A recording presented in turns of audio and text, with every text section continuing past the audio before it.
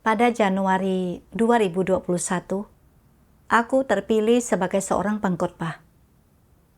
Sekitar 3 bulan kemudian, aku tidak dapat melakukan pekerjaan dengan kompeten karena kemampuan kerja yang buruk dan dipindah tugaskan menjadi pemimpin gereja.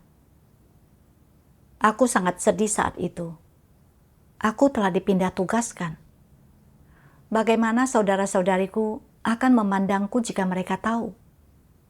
Akankah mereka berpikir bahwa aku tidak mengejar kebenaran dan tidak memiliki kemampuan kerja?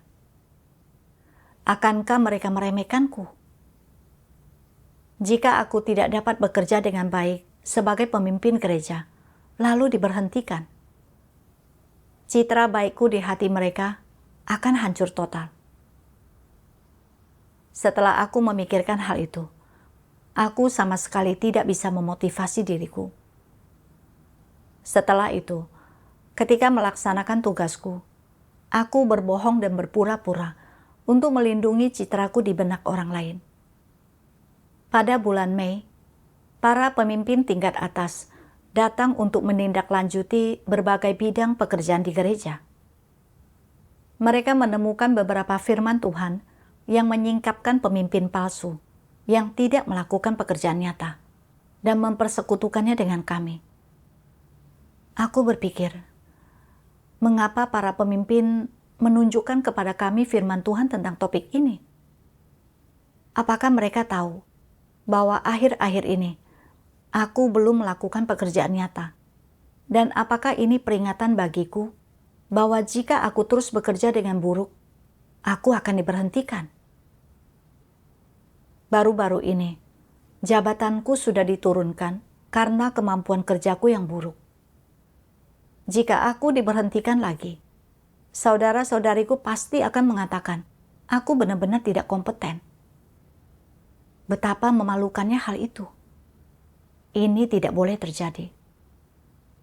Aku tidak bisa membiarkan saudara-saudariku meremehkanku. Aku harus bekerja keras dan membuahkan hasil. Selama waktu itu, aku sering menghadiri pertemuan dengan kelompokku dan bersekutu dengan mereka. Ketika melihat saudara-saudariku menghadapi kesulitan dalam memberitakan Injil, aku berusaha segera mengatasinya. Tetapi setelah bersekutu beberapa kali, tidak ada hasil yang jelas. Para pemimpin mengirim surat untuk mencari tahu tentang pekerjaan penginjilan. Aku ingin melaporkan masalah itu kepada para pemimpin. Tetapi aku teringat bahwa semuanya adalah persoalan lama yang belum juga terselesaikan. Jika aku melaporkannya, apakah para pemimpin akan menilai kemampuan kerjaku kurang dan tidak dapat menyelesaikan masalah nyata, lalu memberhentikanku? Bukankah aku akan benar-benar kehilangan muka? Oleh karena itu, meski melawan kata hati, aku berkata, aku belum menemukan masalah atau penyimpangan apapun, tetapi akan kulaporkan kalau nanti ada. Setelah membalas, hatiku sangat gelisah. Bukankah aku berbohong dan menipu? Namun kalau berkata apa adanya, para pemimpin akan tahu bahwa aku tidak dapat menyelesaikan masalah dan tidak dapat melakukan pekerjaan nyata. Mereka pasti akan memberhentikanku. Oleh karena itu, aku tidak merenungkan diriku sendiri. Pada bulan Juli, gereja mengirimi kami 3 dokumen pembersihan. Saudari yang menjadi rekan kerjaku mengingatkanku agar segera membacanya. Tetapi aku tidak menanggapinya serius. Sebulan kemudian, saudari Chang Yu datang ke gereja kami untuk memeriksa dokumen pembersihan. Aku khawatir jika Chang Yu mengetahui bahwa dokumen-dokumen ini tertunda begitu lama karena aku tidak memeriksanya tepat waktu. Dia akan menganggapku menghalangi pekerjaan pembersihan dan menyebutku pemimpin palsu. Setelah beberapa saat, Chang Yu bertanya kepadaku, apakah dokumen-dokumen ini telah diserahkan? Aku merasa sangat bersalah. Jika aku jujur mengatakan bahwa akulah yang menundanya, Chang Yu pasti mengatakan aku menghambat pekerjaan pembersihan. Jika ini dilaporkan kepada para pemimpin atas, dan kemudian aku diberhentikan, itu akan sangat memalukan. Aku berdalih, beberapa pemimpin dan diaken belum menandatangani dokumen pembersihan itu. Chang Yu berkata, pekerjaan pembersihan itu sangat penting. Kamu harus segera meminta mereka menandatangani. Jangan tunda lagi. Wajahku panas, dan aku menjawab dengan canggung. Baik. Meskipun Chang Yu tidak mengatakan apa-apa lagi, hatiku gelisah lama sekali, dan batinku menegurku. Jelas salahku karena tidak segera memeriksa dokumen itu. Tetapi aku melimpahkan tanggung jawab kepada orang lain. Bukankah aku memutarbalikkan fakta dan berbohong? Aku khawatir kebohonganku terbongkar, dan aku merasa gelisah serta gugup. Aku juga sangat sedih. Mengapa sesulit ini berkata jujur? Setelah itu, aku sibuk seperti biasa. Tetapi ketika melaksanakan tugasku, aku hanya mondar-mandir seperti ayam kehilangan arah. Aku tak menemukan satupun masalah dan tak ada bidang pekerjaan yang membuahkan hasil. Kemudian, seorang pemimpin tingkat atas datang ke pertemuan untuk menanyakan perkembangan pekerjaan. Aku menjawab setiap pertanyaannya dengan sangat hati-hati dan juga memastikan jawabanku dengan rekan kerja yang duduk di sebelahku. Karena aku tidak dapat menjawab beberapa pertanyaan, sebab aku tidak menguasai rincian beberapa tugas. Saat pemimpin itu bertanya tentang keadaanku, aku berdalih, dan pemimpin itu langsung memangkasku. Aku sadar, kamu tidak melakukan pekerjaan nyata. Saat membuat laporan, kamu dengan konsisten melaporkan kabar baik dan menutupi kabar buruk, sehingga orang lain tidak memahami keadaan sebenarnya. Gereja mengatur agar kamu berhenti bertugas supaya dapat merenungkan dirimu sendiri. Ketika aku mendengar pemimpin itu menunjukkan masalahku, aku merasa begitu dipermalukan, sehingga ingin rasanya hilang di telan bumi.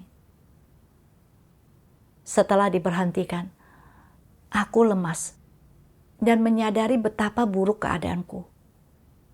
Jadi aku datang berdoa di hadapan Tuhan, memohon pencerahan dan bimbingannya agar dapat memahami esensi kerusakanku. Suatu hari, aku membaca firman Tuhan. Tuhan Yang Maha Kuasa berfirman, para antikristus sering menggunakan pendekatan berupa berbohong kepada yang di atas dan menyembunyikan berbagai hal dari orang-orang yang berada di bawah mereka agar tidak dipangkas oleh yang di atas. Jika ada masalah yang muncul dalam pekerjaan gereja, para antikristus tahu bahwa mereka pasti akan dipangkas atau bahkan diberhentikan ketika yang di atas mengetahui tentang masalah-masalah tersebut. Jadi, mereka menyembunyikan masalah-masalah tersebut dan tidak melaporkannya kepada yang di atas. Mereka sama sekali tidak peduli mengenai dampak atau bahaya apa yang akan ditimbulkan oleh masalah-masalah tersebut terhadap pekerjaan rumah Tuhan jika masalah-masalah tersebut tidak diselesaikan. Mereka tidak peduli terhadap kerugian apapun yang akan diderita oleh pekerjaan rumah Tuhan. Mereka tidak memikirkan tindakan apa yang akan bermanfaat bagi pekerjaan rumah Tuhan atau memuaskan Tuhan.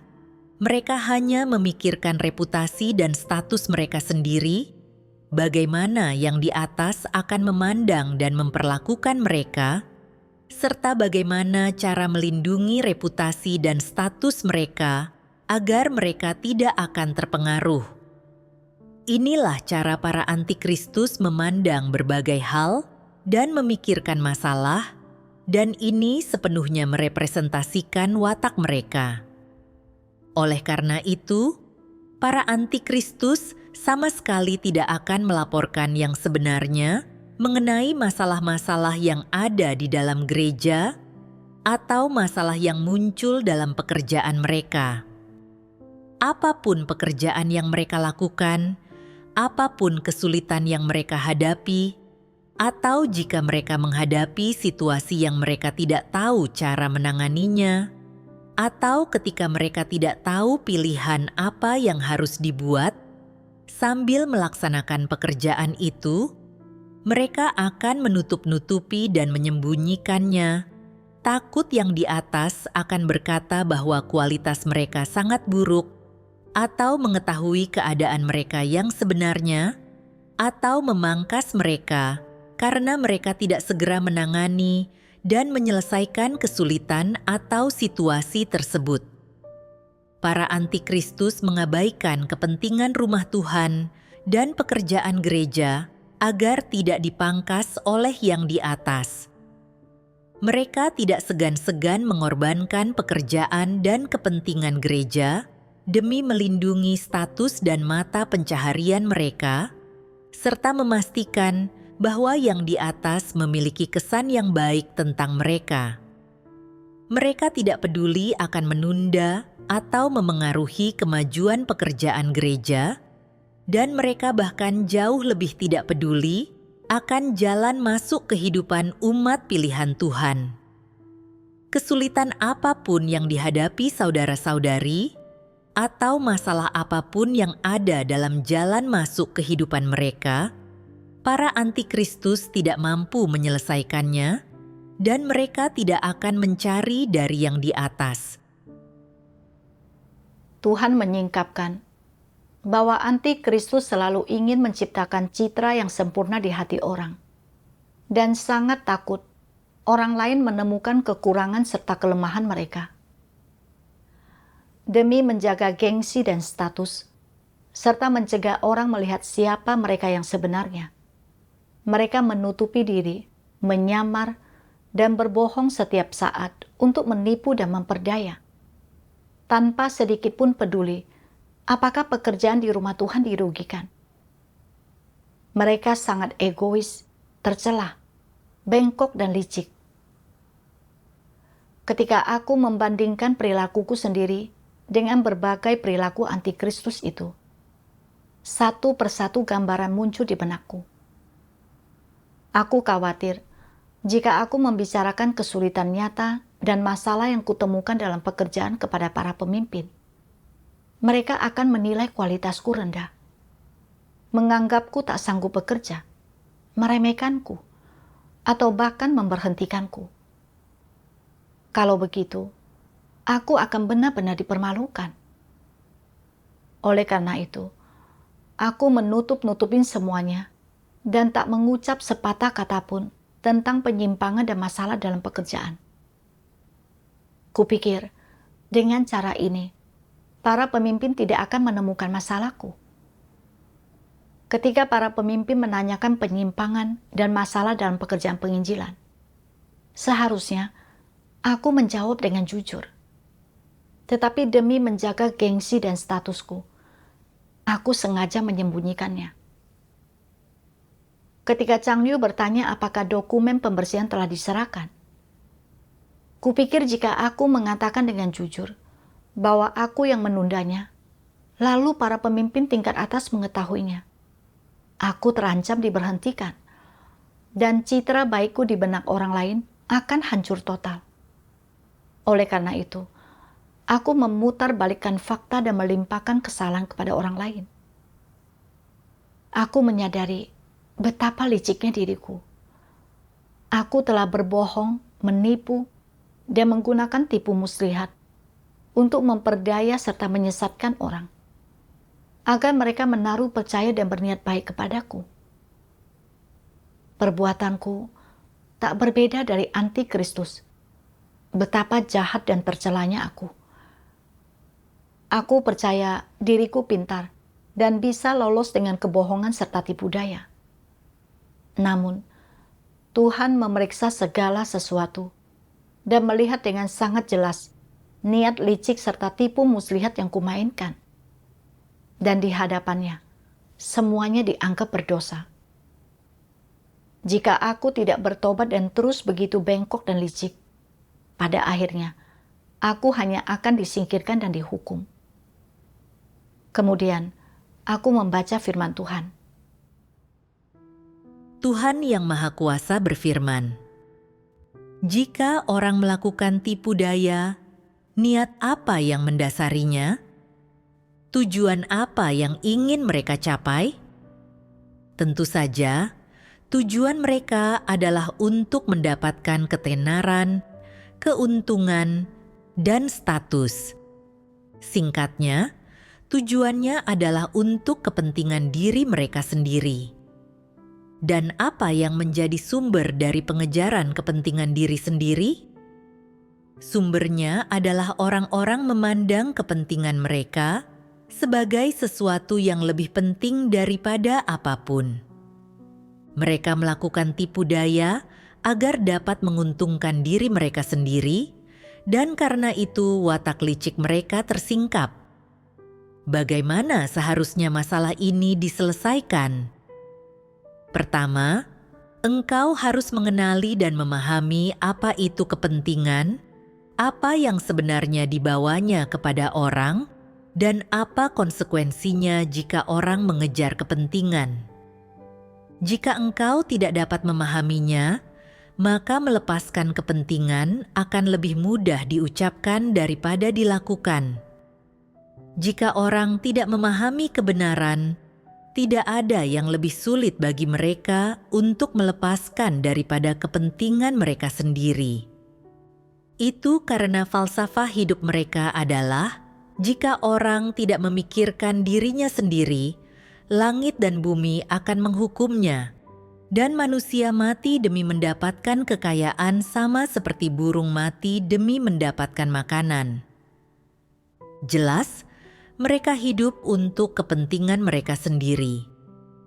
Orang mengira tanpa memiliki kepentingan mereka sendiri, jika mereka harus kehilangan kepentingan mereka, mereka tak akan mampu bertahan hidup.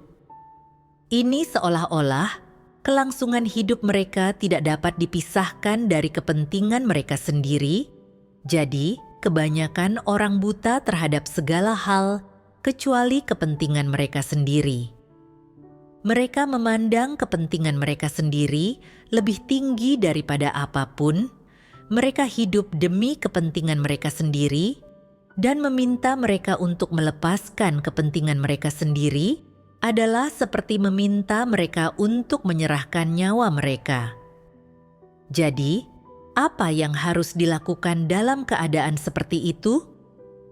Orang harus menerima kebenaran. Hanya ketika mereka memahami kebenaran, barulah mereka dapat melihat esensi dari kepentingan mereka sendiri. Hanya dengan cara demikianlah mereka mulai melepaskan dan memberontak terhadapnya, dan mampu menanggung penderitaan karena melepaskan apa yang sangat mereka cintai. Dan ketika engkau dapat melakukan hal ini dan meninggalkan kepentingan dirimu sendiri, engkau akan merasa semakin tenang dan semakin damai di hatimu, dan dengan melakukan itu, engkau akan mengalahkan daging. Jika engkau berpaut pada kepentinganmu sendiri dan tidak mau melepaskannya, dan jika engkau sedikit pun tidak menerima kebenaran, di dalam hatimu, engkau mungkin berkata, "Apa salahnya berusaha menguntungkan diriku sendiri dan tidak mau mengalami kerugian apapun? Tuhan tidak menghukumku, dan apa yang dapat orang lakukan terhadapku? Tak seorang pun yang dapat melakukan apapun terhadapmu, tetapi dengan kepercayaanmu seperti ini terhadap Tuhan, akhirnya engkau akan gagal memperoleh kebenaran dan hidup. Ini akan menjadi kerugian besar bagimu. Engkau tak akan mampu memperoleh keselamatan. adakah penyesalan yang lebih besar dari ini? Inilah yang pada akhirnya kau dapatkan jika mengejar kepentingan dirimu sendiri. Jika orang hanya mengejar ketenaran, keuntungan, dan status, jika mereka hanya mengejar kepentingan diri mereka sendiri, mereka tidak akan pernah memperoleh kebenaran dan hidup, dan pada akhirnya merekalah yang akan mengalami kerugian. Dari firman Tuhan, aku memahami bahwa aku selalu bertindak licik karena aku memikirkan gengsi dan statusku sendiri di setiap kesempatan. Sejak kecil, aku sudah dipengaruhi racun-racun iblis. Seperti, jika orang tidak memikirkan dirinya sendiri, langit dan bumi akan menghukumnya. Manusia membutuhkan harga dirinya, seperti pohon membutuhkan kulitnya. Dan kebohongan yang diucapkan 10.000 kali menjadi kebenaran. Hukum-hukum iblis ini menjadi prinsip pengatur perilakuku dan membuatku berkali-kali berbohong serta menipu demi gengsi dan statusku sendiri. Saat jelas-jelas menemukan penyimpangan dalam pekerjaan dan tak tahu cara mengatasinya, aku berbohong kepada para pemimpin. Mengatakan bahwa aku tidak menemukan masalah apapun. Ketika jelas-jelas akulah yang menunda pekerjaan pembersihan, aku memutarbalikkan fakta dan melimpahkan kesalahan kepada orang lain. Aku menyadari bahwa demi melindungi gengsi dan statusku, aku telah menentang hati nuraniku dengan berbohong dan menipu. Betapa egois dan hinanya diriku. Aku teringat apa yang dikatakan Alkitab. Engkau adalah anak bapamu yang jahat, dan keinginan bapamu itu yang engkau lakukan. Ketika ia berbohong, ia berbicara dari dirinya sendiri, karena ia adalah pendusta dan bapa dari segala dusta. Hanya iblis yang selalu berbohong, dan tidak pernah mengucapkan sepatah kata pun yang benar. Esensi iblis adalah berbohong. Tuhan menuntut kita menjadi orang jujur dan berkata apa adanya. Tetapi aku berulang kali berbohong dan menipu demi gengsi dan statusku. Aku percaya kepada Tuhan, tetapi tidak menerapkan kebenaran. Sebaliknya, hidup menurut hukum-hukum bertahan hidup iblis, mencoba menipu dan melawan Tuhan. Jika aku tidak bertobat, pada akhirnya aku hanya akan dihukum oleh Tuhan. Aku bersujud di hadapan Tuhan dan berdoa, "Ya Tuhan, aku telah melihat betapa liciknya naturku. Dan aku ini iblis yang hidup tanpa sedikit pun integritas atau martabat. Aku benar-benar membuatmu muak. Aku tak ingin menentangmu lagi. Aku rela menerapkan kebenaran, menjadi orang jujur, dan hidup dalam keserupaan dengan manusia yang sejati." Kemudian, aku membaca lebih banyak firman Tuhan. Tuhan Yang Maha Kuasa berfirman, "Engkau harus mencari kebenaran untuk menyelesaikan setiap masalah yang timbul, apapun masalahnya, dan sama sekali tidak menyamarkan dirimu atau mengenakan kedok di hadapan orang lain. Kelemahanmu, kekuranganmu, keburukanmu, watakmu yang rusak, terbukalah sepenuhnya mengenai semua itu dan bersekutulah tentang semuanya itu. Jangan menyimpannya di dalam hati. Belajar untuk membuka dirimu sendiri adalah langkah awal menuju jalan masuk kehidupan, dan inilah rintangan pertama yang paling sulit untuk diatasi. Begitu engkau berhasil mengatasinya, masuk ke dalam kebenaran menjadi mudah. Apa yang ditunjukkan dari mengambil langkah ini? Ini menunjukkan bahwa engkau sedang membuka hatimu dan menunjukkan semua yang kau miliki. baik atau buruk, positif atau negatif. Menelanjangi dirimu agar dilihat oleh orang lain dan oleh Tuhan. Tidak menyembunyikan apapun dari Tuhan, tidak menutupi apapun, tidak menyamarkan apapun, bebas dari kelicikan dan tipu muslihat, dan demikian juga bersikap terbuka serta jujur dengan orang lain. Dengan cara ini, engkau hidup dalam terang, dan bukan saja Tuhan akan memeriksamu, tetapi orang lain akan bisa melihat bahwa engkau bertindak dengan prinsip dan transparansi. Engkau tak perlu menggunakan cara apapun untuk melindungi reputasi, citra, dan statusmu. Engkau juga tak perlu menutupi atau menyamarkan kesalahanmu. Engkau tak perlu terlibat dalam upaya yang sia-sia ini. Jika engkau dapat melepaskan hal-hal ini, engkau akan sangat santai, engkau akan hidup tanpa kekangan atau rasa sakit, dan akan sepenuhnya hidup dalam terang. Setelah membaca firman Tuhan, aku menemukan jalan penerapan.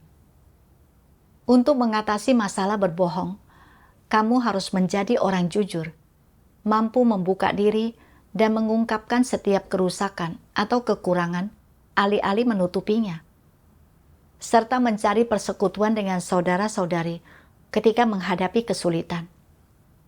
Belajar dari kekuatan masing-masing untuk melengkapi kelemahan. Melaksanakan tugasmu dengan cara ini dapat membuahkan hasil yang baik, bermanfaat bagi jalan masuk kehidupanmu, serta pekerjaan gereja. Selain itu, aku juga memahami bahwa rumah Tuhan memberhentikan orang sesuai dengan prinsip-prinsip. Tidak seorang pun akan diberhentikan secara sewenang-wenang karena kekurangan atau penyimpangan mereka. Sebaliknya, pemberhentian dipertimbangkan berdasarkan apakah mereka mengejar kebenaran dan melakukan pekerjaan nyata. Mereka hanya akan diberhentikan jika mereka tidak mengejar kebenaran dan tidak melakukan pekerjaan nyata. Jika tingkat pertumbuhan mereka kecil serta kualitas mereka buruk dan benar-benar tidak sanggup melaksanakan tugas itu, mereka akan dipindah tugaskan ke posisi lain berdasarkan tingkat pertumbuhan dan kualitas mereka. Ini sama seperti ketika aku dipindah tugaskan dari pengkhotbah menjadi pemimpin gereja. Aku hanya dipindah tugaskan karena kemampuan kerjaku yang buruk dan aku tidak dapat memikul pekerjaan itu.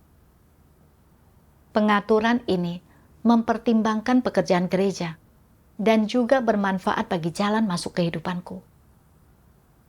Namun, aku tidak dapat memahami berbagai hal dengan jelas, berspekulasi, dan salah paham.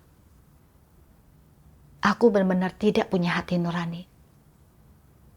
Aku teringat bagaimana aku dahulu hidup demi gengsi dan status, berbohong kepada saudara-saudariku, dan menipu mereka, sementara aku merasa diriku pintar.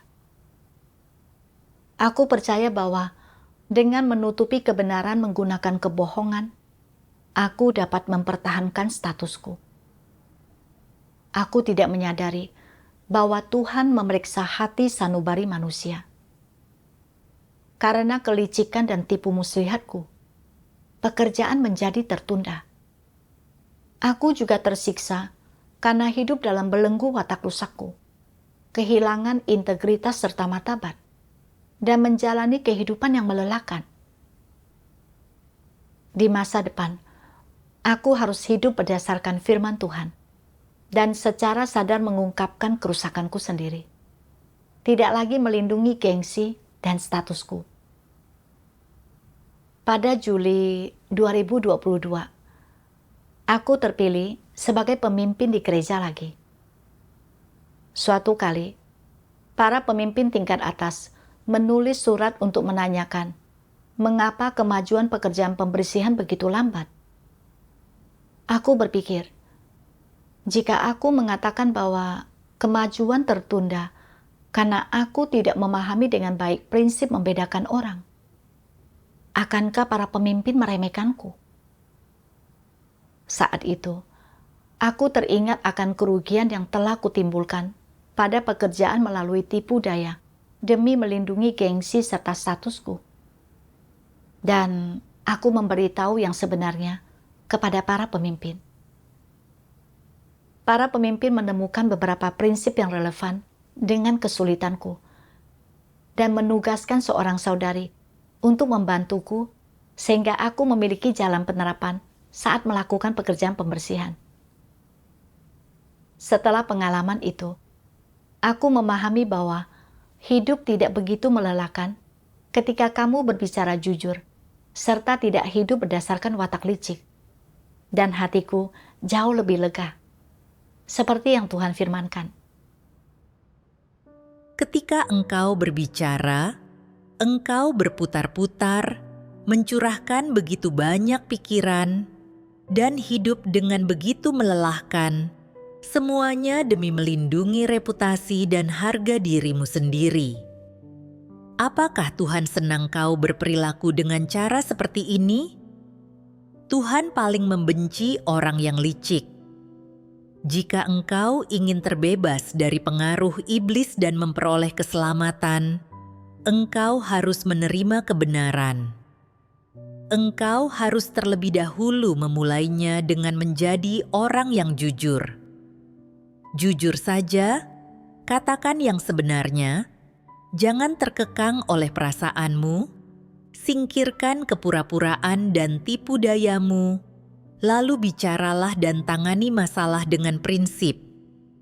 Inilah cara hidup yang mudah dan bahagia, dan engkau akan dapat hidup di hadirat Tuhan.